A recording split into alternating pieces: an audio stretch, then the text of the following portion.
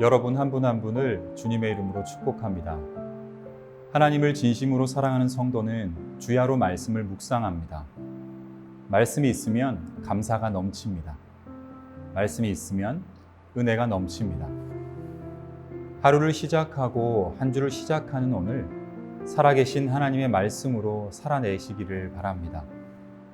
그리고 주신 은혜를 누리며 하루를 마무리하시기를 바랍니다. 묵상이 있는 이 아침 다 함께 하나님의 말씀을 보도록 하겠습니다. 예루살렘이 크게 범죄함으로 조속거리가 되었으니 전에 그에게 영광을 돌리던 모든 사람이 그의 벗었음을 보고 업신여김이요 그는 탄식하며 물러가는도다. 그의 더러운 것이 그의 옷깃에 묻어 있으나 그의 나중을 생각하지 아니함이요 그러므로 놀랍도록 낮아져도 그를 위로할 자가 없도다. 여호와여, 원수가 스스로 큰 채하오니 나의 환난을 감찰하소서. 대적이 손을 펴서 그의 모든 보물들을 빼앗았나이다. 주께서 이미 이방인들을 막아 주의 성회에 들어오지 못하도록 명령하신 그 성소에 그들이 들어간 것을 예루살렘이 보았나이다. 그 모든 백성이 생명을 이으려고 보물로 먹을 것들을 바꾸었더니 지금도 탄식함이 양식을 구하나이다. 나는 비쳐나오니 여호와여, 나를 돌보시옵소서. 지나가는 모든 사람들이여, 너희에게는 관계가 없는가? 나의 고통과 같은 고통이 있는가 볼지어다. 여호와께서 그의 진노하신 날에 나를 괴롭게 하신 것이로다. 높은 곳에서 나의 골수에 불을 보내어 이기게 하시고 내 발 앞에 그물을 치사 나로 물러가게 하셨으며 종일토록 나를 피곤하게 하여 황폐하게 하셨도다. 내 죄악의 멍에를 그의 손으로 묶고 얽어 내 목에 올리사 내 힘을 피곤하게 하셨으며 내가 감당할 수 없는 자의 손에 주께서 나를 넘기셨도다. 주께서 내 영토 안 나의 모든 용사들을 없는 것 같이 여기시고 성회를 모아 내 청년들을 부수시며 처녀딸 유다를 내 주께서 술틀에 밟으셨도다. 이로 말미암아 내가 우니 내 눈에 눈물이 물같이 흘러내리며 나를 위로하여 내 생명을 회복시켜 줄 자가 멀리 떠났음이로다. 원수들이 이김에 내 자녀들이 외롭도다. 하나님께서 천지를 창조하신 후 인간을 만드셨습니다. 그리고 그 인간에게 모든 만물을 다스릴 수 있도록 하셨습니다. 여기에서 다스린다는 것은 장악하라는 뜻이 아닙니다. 하나님의 것을 잘 지키고 보호하는 것, 다른 말로 케어하라라는 의미에 가깝습니다. 하지만 아담과 하와는 뱀의 유혹에 빠져 하나님께서 맡기신 만물을 보호하지 못했습니다. 조금도 지키지 못했다는 말입니다. 거기에 자기 자신들도 지키지 못하는 모습을 우리에게 보여주면서 하나님의 것을 잘 지키는 것이 자신을 잘 지키는 것이라는 메시지를 전해주고 있는 것입니다. 하나님께서 그런 아담과 하와를 보셨을 때 어떠셨을까요? 속상하시기만 하셨을까요? 당신의 명령을 어긴 것에 대한 분노가 치밀었을까요? 여기에서 우리는 하나님의 깊은 마음을 깨달아야 합니다. 하나님은 당신의 명령을 어긴 것에 대한 분노로 아담과 하와에게 화를 내신 것이 아닙니다. 표면적으로는 그 명령 자체를 어긴 것이 큰 문제가 맞습니다. 하지만 더 중요한 것은 그 죄 지음을 통해 하나님의 형상을 따라 지어진 인간들을 잃게 되었기에 슬프셨던 것입니다. 여러분들은 정말 아끼고 좋아하는 무언가를 잃어보신 경험이 있으실 것입니다. 이때 좋아하는 사람은 하나도 없습니다. 다른 사람이 그렇게 만든 것이면 화도 내고 슬퍼도 할 것입니다. 또 자신이 그렇게 만들었을 때는 자책하고 괴로워할 것이 분명합니다. 그만큼 아끼고 좋아했기 때문이지요. 하나님도 딱 그러셨던 것입니다. 무엇보다 사랑하셨던 인간을 잃게 되었기에 속상하셨고 아프셨던 것이지요.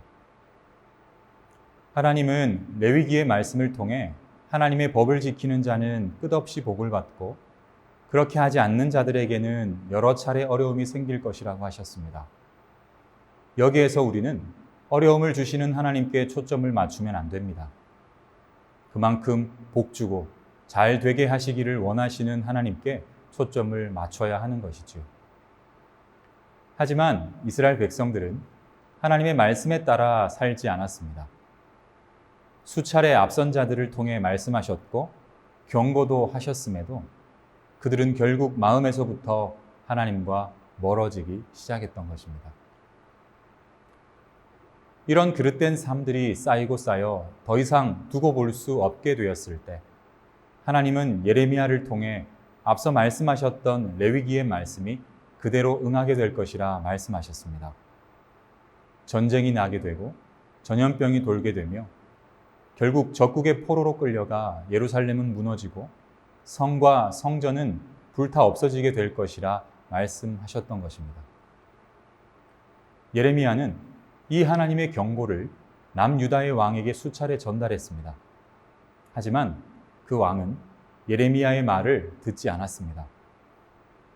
결국 하나님의 말씀처럼 왕과 백성들은 모두 바벨론으로 끌려가게 된 것이지요.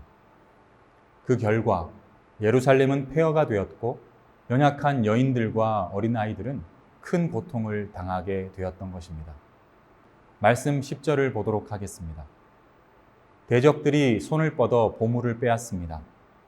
이방인이 주님의 공회에 들어오지 못하도록 주님께서 이미 금하셨으나 그들이 성소에 침입하는 것을 예루살렘이 보았습니다. 이스라엘 백성들의 삶에 많은 것들이 변했습니다. 이 장면에서 우리는 아담과 하와 앞에 서 계신 하나님을 동일하게 볼 수 있어야 합니다. 벌 주고 싶어 하시는 하나님이 아니라 인간들이 생각하는 그 보물들을 잃는 것이 아픈 일이 아니라 그 백성들을 세상에 빼앗기게 되는 것이 가장 아프고 슬픈 일이라는 것을 우리에게 거듭해서 보여주고 있는 것입니다. 말씀 13절입니다. 주님께서 저 높은 곳에서 불을 보내셔서 내 뼈 속 깊이 들어가게 하시고 내 발 앞에 덫을 놓아서 걸려 넘어지게 하셨으며 나를 폐인으로 만드셔서 온종일 힘이 없게 하셨다. 하나님은 그 어떤 금은 보화보다 당신의 형상으로 만드신 성도를 귀하게 여기십니다. 그리고 구원받아야 할 영혼들을 귀하게 여기십니다. 세상으로 가거나 그 문화 속으로 걸어 들어가는 것을 가장 아파하십니다. 먼저는 나 자신이 그래서는 안 될 것입니다. 그리고 지금도 방황하고 있는 영혼들을 그렇게 방치해서도 안 될 것입니다. 말씀 묵상을 통해 나와 하나님의 거리가 더욱 가까워지고 깊어지기를 원합니다. 그리고 아직도 거리가 있는 영혼들을 위해서 기도하고 복음을 전할 수 있기를 원합니다. 그러면 우리에게는 은혜와 축복만이 가득할 것입니다. 다 함께 기도하겠습니다. 사랑의 아버지 하나님, 한 주간을 시작하게 하시고 오늘 하루를 말씀 묵상으로 시작해 하시는 하나님의 은혜에 감사의 마음을 올립니다.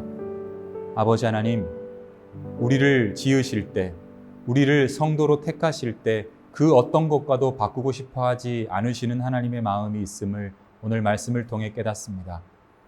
세상 문화에 타협하지 않고 세상에 굴복하지 않고 오직 순수한 하나님의 그 사랑이 담긴 말씀을 붙들고 오늘 하루도 승리하기를 원합니다. 주님, 우리와 동행하여 주시고 의로운 오른손으로 붙들어 주시옵소서. 주님 사랑합니다. 모든 말씀 예수님 이름으로 기도합니다. 아멘.